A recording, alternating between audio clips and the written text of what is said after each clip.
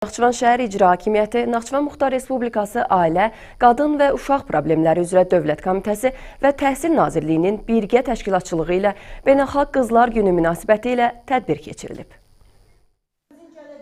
Naxçıvan Qızlar Liseyində təşkil olunan tədbirdə liseyin direktoru İlahə Fərəcova vurğulayıb ki, bu günün qeyd olunması cəmiyyətdə qız uşaqlarının roluna və hüquqlarının qorunmasına diqqəti artırmaq məqsəd daşıyır. Naxçıvan şəhər İcra Hakimiyyəti başçısının müavini Gülxanım Orucova qızlarımızın hüquqlarını qoruyaq mövzusunda çıxış edərək qeyd edib ki, qızların hüquqlarının qorunması və onların təhsilə, ictimai həyata bərabər çıxış imkanlarının təmin edilməsi dövlət siyasətinin prioritet istiqamətlərindəndir. Qızlarımızı Azərbaycan qadını kimi böyüdək mövzusundakı çıxışında Naxçıvan Muxtar Respublikası Ailə, Qadın və Uşaq Problemləri üzrə Dövlət Komitəsi sədrinin müavini Aytən Məmmədova bildirib ki, qızların təlim-tərbiyəsinə xüsusi diqqət yetirilməsi sağlam və savadlı cəmiyyətin formalaşmasına xidmət edir. Naxçıvan Muxtar Respublikası Təhsil Nazirliyinin əməkdaşı Gültəkin Rüstəmli qızların təhsil hüquqları mövzusuna toxunaraq bildirib ki, təhsil qızların gələcək həyatının əsasını təşkil edir və onların sosial statusunun yüksəlməsinə mühüm təsir göstərir. Çıxışların ardından erkən nikahların fəsadları, məişət zorakılığına gətirib çıxaran səbəblər haqqında müzakirələr aparılıb,